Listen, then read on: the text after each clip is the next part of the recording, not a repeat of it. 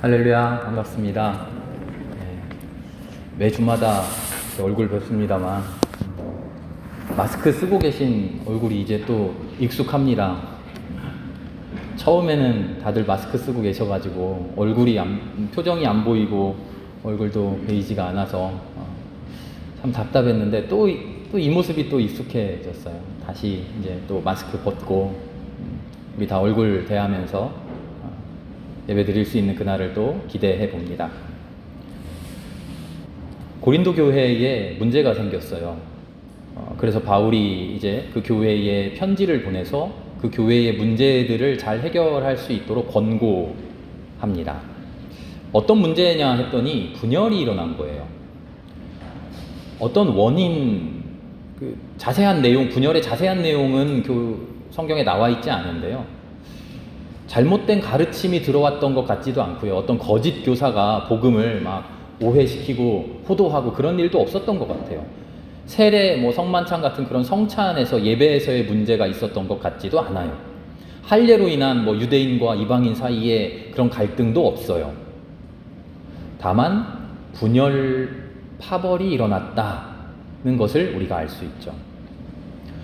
아볼로파냐, 게바파냐, 그리스도파냐, 하나님파냐, 이렇게 나눠졌다 그래요.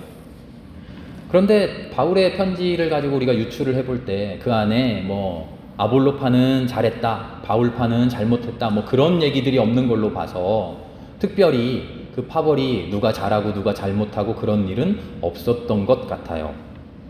다들 교회 안에서 좋은 일도 하고 하나님의 말씀도 전하고 사랑도 실천하고 했는데 마음이 맞는 사람들끼리 이렇게 뭉쳐지게 마련이잖아요. 좋은 일 하고 하나님 말씀 전하고 복음대로 살아가는데 누가 누구랑 함께 하느냐, 그런 문제 가지고 분열하고 있었다는 거예요. 누구는 좋은 일하고 누구는 나쁜 일해서 좋은 일하는 사람들이 나쁜 일하는 사람들 손가락질했다, 그런 얘기도 아니고요. 다들 복음대로 살아가는데, 다들 하나님 말씀대로 살아가는데 개인의 취향, 개인의 호불호로 인해서 분열이 생겼다. 누가 누구랑 친하냐, 누구랑 안 친하냐 하는 그런, 쉽게 말하면 그런 이야기인 거죠. 사실 별거 아닌 것 같죠. 그런데요, 이게 우리 삶에서 매우 중요합니다. 특별한 주제가 있고 특별한 문제가 있어서 정치적으로 완전히 성향이 달라서 나는 저 사람이랑 함께 못할 것 같아, 그런 일도 있지만요. 실제로 우리 삶의 인간관계를 한번 돌이켜보세요. 자기 인간관계 한번 생각해보세요. 친한 사람들 있죠? 별로 친하지 않은 사람들 있어요. 친한 사람들과 왜 친한가요? 특별히 뭐가 맞아서 그런가요? 아니에요. 그 사람이 착해서, 이 사람은 정말 선한 사람이야, 그래서 친한가요? 아니요. 이유는 정확하게 알 수 없지만 나의 호불호에 의해서 괜히 끌린 사람이 있고요. 괜히 친하지 않은 사람들이 있어요. 대부분의 인간관계는 근거 없는 개인적인 호불호로 이루어져요. 나중에 생각해 볼 때, 나 이 사람이랑 왜 친했지? 생각해 보면, 이 사람은 좀 이랬고, 좀 이래서 나랑 잘 맞아 라고 이후에 그 친한 연유를 따져볼 수는 있겠지만, 친해지고 친해지지 않고는 정말 특별한 이유 없는 개인의 호불호라는 거죠. 명확한 기준도 없고 근거도 없어요.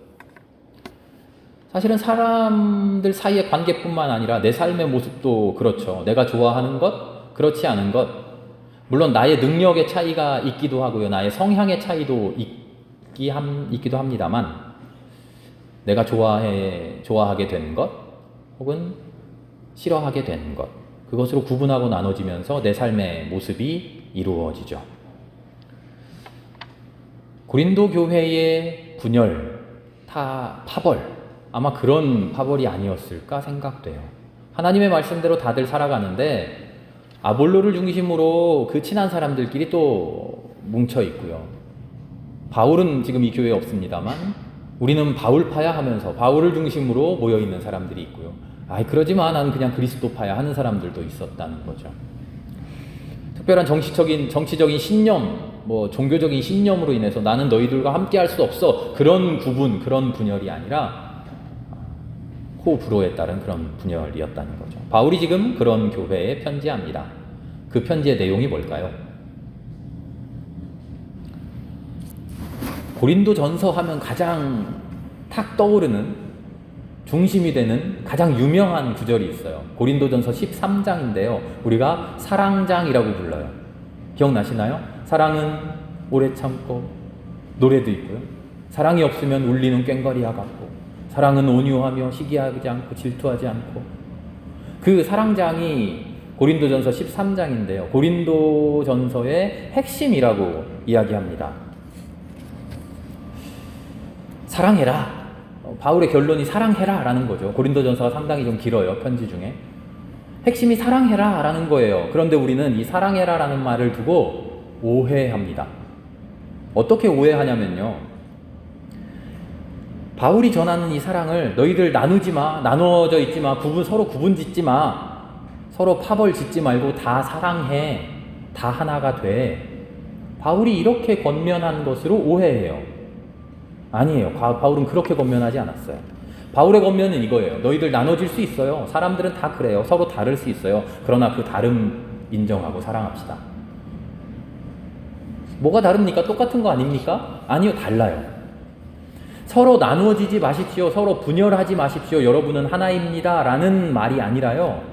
여러분 나눠질 수 있습니다. 여러분 나눠지는 거 당연합니다. 서로 다르니까요. 누구나 다 좋아할 수 없습니다. 사람은 그렇게 생겨 먹었으니까요. 그 사람이 싫어서가 아니라, 그 사람이 나쁜 사람이어서가 아니라 내가 부족하니까 누구는 좋고 누구는 싫고 그럴 수 있어요. 그러나 그 호불호로 인해서, 그 다름으로 인해서 다투지 마십시오.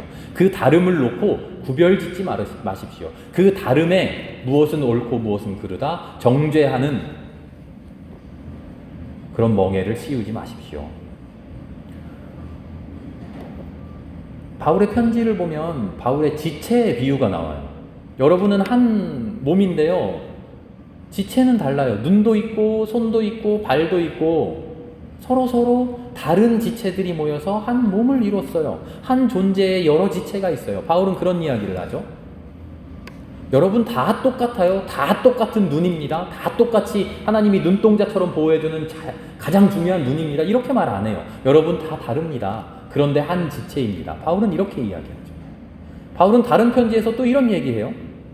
직분 이야기를 해요. 누구는 사도로 부름받았습니다. 누구는 교사로 부름받았습니다. 누구는 집사로 부름받았고요. 누구는 섬기는 일로 부름받았고요. 누구는 가르치는 일로 부름받았고요. 다 부름받은 이유가, 모습이 다 달라요.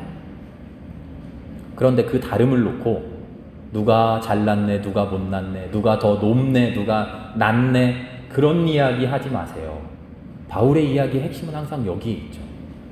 여러분들 모습은 다 달라요. 누구는 가르치는 사람이고, 누구는 배우는 사람이고, 누구는 섬기는 사람이고, 누구는 섬김 받는 사람이고요. 누구는 사랑을 나눠주는 사람이고, 누구는 그 사랑을 감사함으로 받는 사람입니다. 누구는 눈동자의 역할을 하고 있고요. 누구는 손의 역할을 하고 있고요. 다 달라요. 모습이 달라요.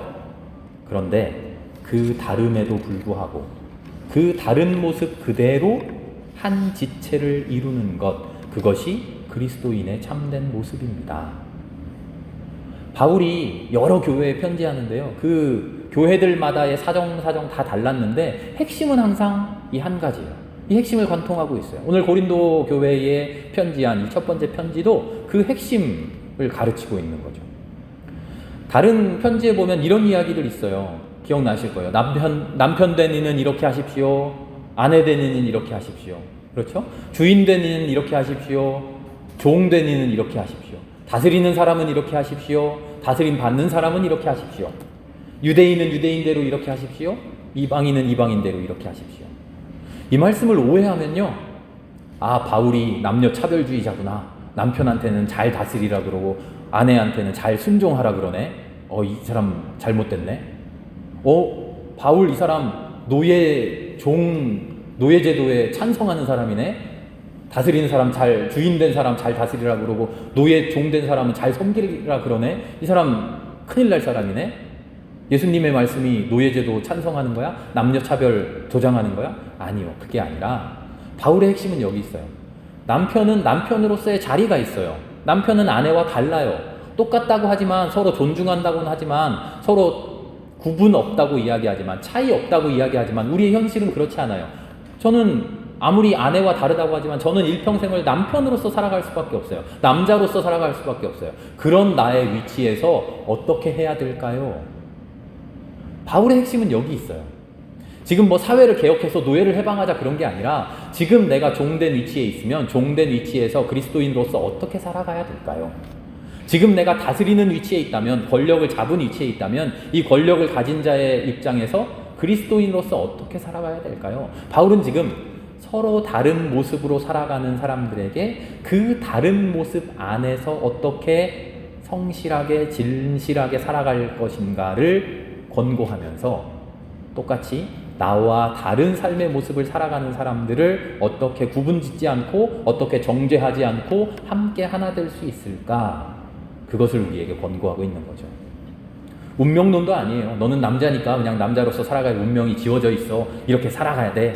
너는 여자니까 그저 숙이고 살아가. 그런 이야기가 아니에요. 각자 자기의 자리에서 어떻게 살아가는 게 최선의 선택일까? 어떻게 살아가는 모습을 하나님이 기뻐하실까? 그리고 나의 자리에서 나와 다른 자리를 차지한 사람들을 내가 어떻게 보아야 할까? 바울의 핵심은 여기 있는 거죠. 각자의 삶의 모습대로 그 다름대로 그 안에 아름다움이 있고 의미가 있고 진실이 있다는 거죠. 그것을 받아들이고 그것을 인정하고 포용하고 품어내는 것이 우리 그리스도인의 올바른 삶의 모습인 것이죠. 다른데 어떻게 하나가 될 수 있습니까? 사실은 이게 우리 그리스도교의 핵심이에요. 삼위일체 교리 기억나십니까? 삼위일체가 뭐죠? 정확하게는 몰라도요. 우리가 어렴풋하게 알고 있는 대로 대답해 보세요. 성부와 성자와 성령, 하나님은 세 분이시다. 그런데 이 셋이 하나이시다. 그렇죠? 성부와 성자와 성령인데 성부는 성자와 완전히 달라. 성령과 성자는 그리스도와는 완전히 달라. 그래서 우리 기독교의 하나님은 셋이야? 그 얘기가 아니죠. 하나님은 한 분이에요. 한 분인데 세 분이에요. 그래서 우리가 헷갈리잖아요. 도대체 그게 무슨 얘기예요? 완전 셋이라 그랬다가 하나라 그랬다가 헷갈려 죽겠잖아. 왜 이렇게 만들었어요? 어렵게 만들었어요? 다른 사람들한테 설명하기도 어렵고요. 하나님을 믿고 있는 우리도 몰라요. 신학 공부를 한 사람도요. 신학교에서 배워요. 삼위일체 교리가 어려우니까 배우는데요. 다 배우고 난 다음에 기말 시험에 교수님이 그래서 삼위일체는 뭐냐 쓰라고 해서 답지를 딱 받아보잖아요. 그럼 답지를 면밀하게 읽어보면 다 틀렸어요. 왜 그럴까요? 우리의 용어로, 우리 인간의 이해로 다다를 수 없는 이야기가 삼위일체예요. 그게 뭐냐면 다 다르다. 완전히 다르다. 하나님과 성부 하나님과 성자 하나님은 완전히 다르다. 그런데 완전히 하나다. 이거 우리가 어떻게 알아요? 그러니까 이것을 설명해내는데 수많은 학자들이 모여서 몇백 년씩 걸렸어요. 그래서 결론을 낸 게 구별되지만 구분되지 않고 분리되지만 하나이다. 저도 지금 정확한 용어가 생각이 안 나요. 그 정확한 용어로 해야 이단이 아니에요. 대충 이야기하면 다 이단적인 발언이 돼요. 핵심은 뭡니까? 우리가 정확하게 알 수는 없지만 하나님조차도 그 안에 다름이 있어요. 하나님조차도 하나님 안에 서로 다름이 있는데 그 서로 다름으로 인해서 완전히 나누어지고 구분되는 존재가 아니라 그 서로 다름을 한 존재 안에 온전히 품고 계신 하나 되신 하나님이라는 거예요. 그게 우리가 믿는 하나님의 정체예요. 삼위일체 하나님의 진리예요. 삼위일체가 뭐냐? 우리는 논리적으로 정확하게 표현해낼 수는 없습니다만 하나님 안에 수많은 다름이 있는데 그 다름으로 인해서 서로 다르다고 하는 그 모습으로 인해서 하나님이 분열되고 분리되어 버리지 않고 서로 다른데도 불구하고 그 서로 다른 중에 하나로 계시다는 거예요. 서로 다른 모습이 없어져서 너 이렇게 달랐는데 너 나랑 이렇게 달랐는데 조금씩 고치고 고쳐서 똑같아졌다 그래서 하나가 됐다라는 게 아니라 여전히 달라요. 여전히 다른데 하나가 되어 계신다는 거예요. 그래서 우리가 이해하기 어렵죠. 그게 우리 하나님의 모습이에요. 그게 우리 종교의 모습이에요. 그게 우리가 믿는 신앙의 핵심이에요. 바울이 고린도 교회에 다른 교회에 편지하면서 이야기하는 게 그거예요. 여러분 달라요. 다를 수밖에 없어요. 그게 당연해요. 그런데 그 다르다는 것으로 인해서 분열해 버리면 안 돼요. 하나님의 모습을 보세요. 하나님도 이런 면이 계시고요. 저런 면이 계셔요. 하나님도 하나님 안에 서로 다른 모습을 다 가지고 계셔요. 그런데 하나님이 하나님인 이유는 그 다름에도 불구하고 그 다름을 하나의 존재 안에 다 포용하고 계신다는 거예요. 억지로 포용하고 있는 게 아니라 어쩔 수 없으니까 너 나랑 따로 살 수 없으니까 우리 집 방 하나밖에 없으니까 너도 이 방에서 같이 자. 근데 저쪽에 찌그러져서 등 돌리고 그게 아니라 서로 사랑하는 마음으로 너와 나는 전혀 다르지만 하나 될 수 없지만 똑같지 않지만 그러나 한 방에서 우리 한 식구야. 하나님이 그렇게 존재하고 계신다는 거예요. 그러니 우리도 그렇게 존재하자. 이게 우리 그리스도교 신앙이라는 거죠. 서로 다릅니다. 그러나 하나입니다. 그런데 삶을 살아가는 우리의 모습은 그렇지가 못해요. 우리가 생활에서, 삶에서 안정을 요할 수 있는 것은 서로 같은 비슷한 사람들끼리 모여 있을 때 안정적이에요. 우리는 그래요. 우린 그렇게 생겨 먹었어요. 사람이라서.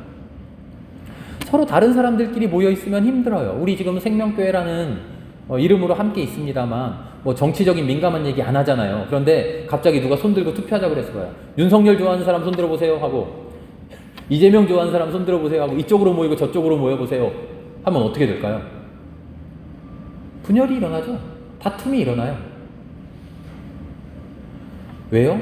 우리는 인간이어서 나와 다른 사람과 함께 있는 것을 어려워해요. 바울은 어떻게 이야기하냐면 윤석열과 이재명이 서로 똑같아져서 50대 50, 100대 100 해서 둘을 합쳐놓은 그런 사람으로 대통령 만듭시다. 우리 그런 사람 뽑읍시다. 그런 이야기 안 한다고. 바울은 우리에게 분명히 얘기해요. 이런 성향을 가진 사람은 이런 성향의 사람을 싫어할 수밖에 없어요. 달라요. 이런 성향을 가진 사람은 이런 성향 가진 사람과 어울릴 수 없어요. 그러나 반목하지 맙시다. 서로를 그렇게 인정해 봅시다. 그 안에서 나는 이렇다 너는 이렇다 치열하게 다툼이 있을 수 있죠. 자기 주장할 수 있죠. 그러나 자기 주장이 분열로 이어져서는 안 됩니다.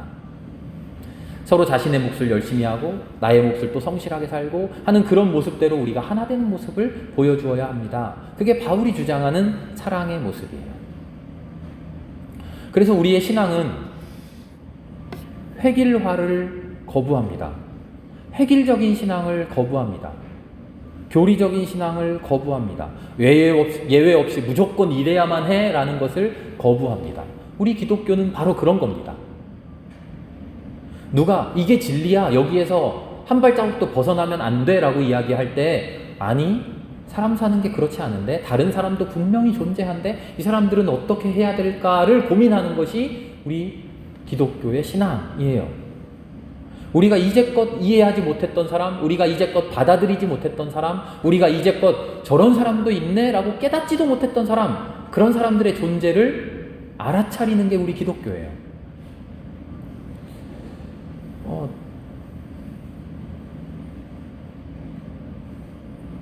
예전에 어떤 대선 주자가 토론회에 나와서 이런 토론회인지 인터뷰인지 이런 얘기를 했대요. 남녀 평등, 남녀 갈등, 젠더의 차이 그런 얘기를 했더니 젠더가 뭔데요? 저는 처음 들어보는데요. 그 사람의 세상에서는 알지 못했던 다른 차원의 세상이 있는 거예요. 그러나 그 다른 차원의 세상에서 분명히 사람들이 살아가고 고통당하고 서로 갈등하고 힘들어하고 몸부림치고 있어요. 그것을 알아차리는 게 우리 그리스도인의 임무예요. 우리는 이렇게 살아갑니다. 이 모습대로 살아갑니다. 신앙 가지고 살아가고요. 어느 정도의 생활 수준을 가지고 살아가요. 그러나 신앙의 영역을 넘어가면 우리가 알았던 우리의 삶의 영역을 넘어가면 우리가 전혀 알지 못했던 새로운 삶을 살아가는 사람이 있어요. 전혀 낯선 삶을 살아가는 사람이 있어요. 우리는 다 똑같은 줄 알았는데 성소수자도 있고요. 장애를 가진 사람도 있고요. 전혀 다른 신념을 가진 사람도 있고요. 하나님을 안 믿는 다른 사람도 있어요. 오히려 하나님을 공격하는 사람도 있어요. 그런 사람들을 대할 때 우리가 알아왔던 획일적인 신앙, 우리가 알아왔던 우리가 하나 되었던 우리 안의 동질성만 가지고 정죄하고 잘못됐고 거부하는 게 아니라 그 사람들을 인식하고 인정하고 받아들이고 하나 되려고 하는 노력을 갖는 것, 그게 하나님이 우리에게 주시는 참된 신앙의 실체라는 거죠. 그것을 위해서 한 발 한 발 나아가야 되는 것이 우리의 의무인 것이죠. 오늘 말씀 속에서 바울이 이렇게 얘기해요. 마지막 절을 20 고린도전서, 제가 찾아놓고 또 덮어버렸네.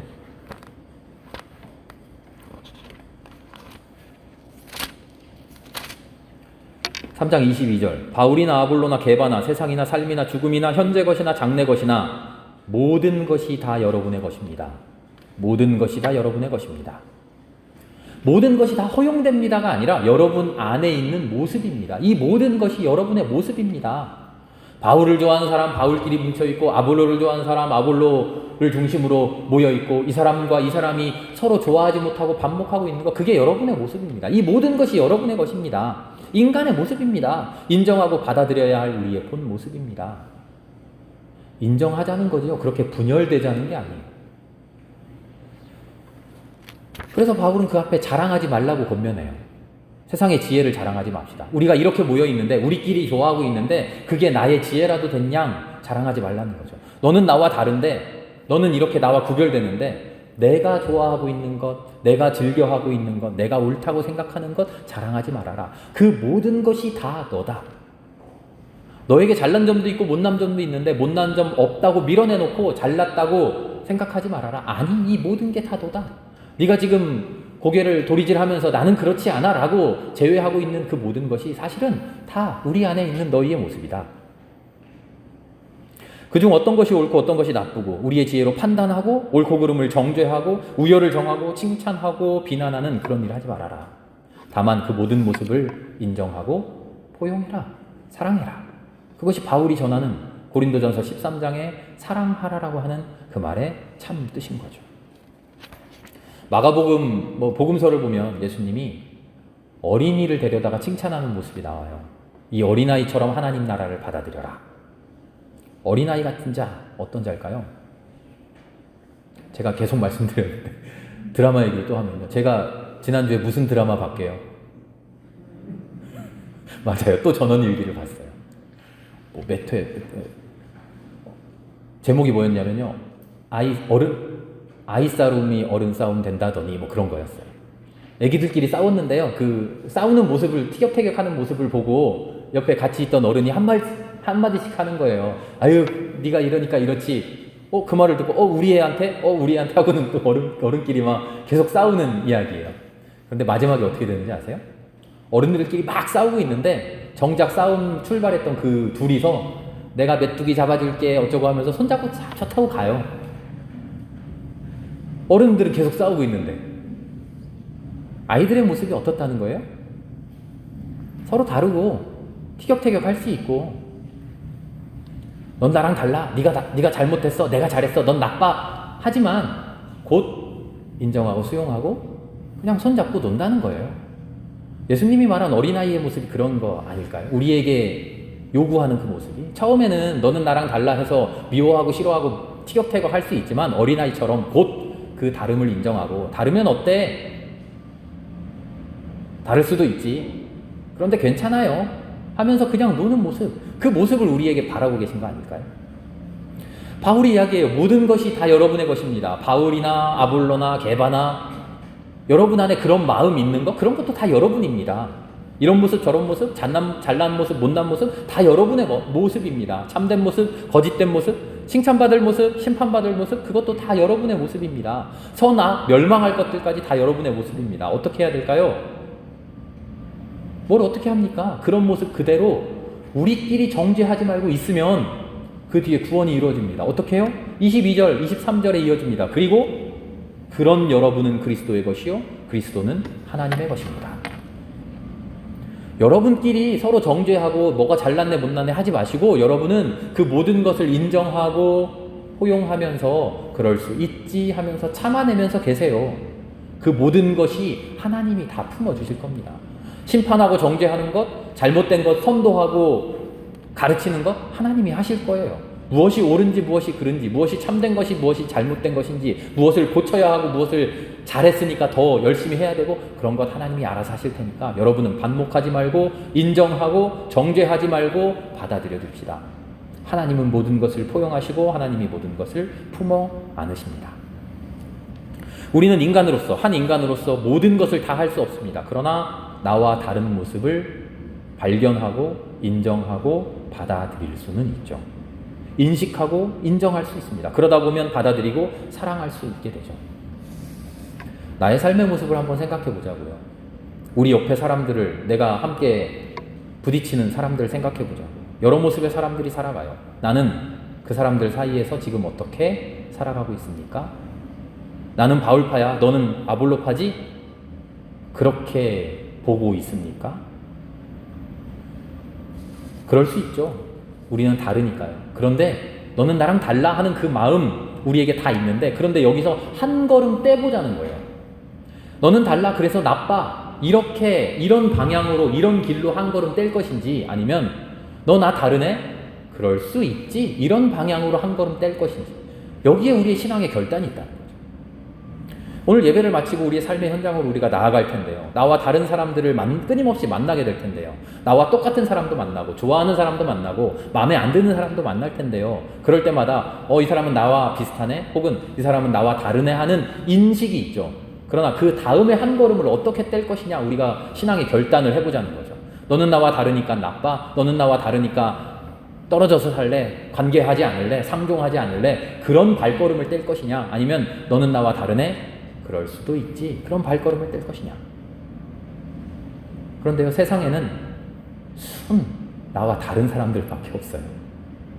그들을 보며 이렇게 다르구나. 그런데 괜찮네. 이 사람 이렇게 다르네. 그런데 또 좀 괜찮네. 같이 있는 것도 괜찮네. 이런 마음을 품어봅시다.